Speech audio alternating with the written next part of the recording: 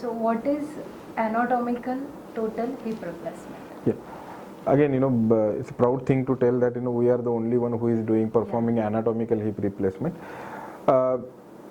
Anatomical hip replacement is a procedure in which it's a very bone conserving, tissue conserving surgery. As I told you, the hip replacement is seen in more and more younger patients. And as you know, any surgery has its life. Like a traditional hip replacement lasts for 25 years. Yeah. But if suppose some patient is undergoing surgery at 30 years, what we will do after 50, 55 years? Correct. So, the idea of anatomical hip replacement in which we try to preserve the natural bone. So it's a surgery performed with very short stems in which we don't need to cut more in the muscles also and in the bone also. We preserve the patient's natural bone, okay, by using those short stems.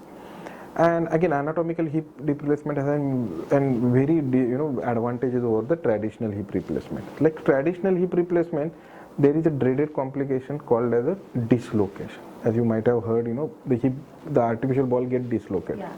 But that is not there with the anatomical hip replacement because we have conserved the natural bone.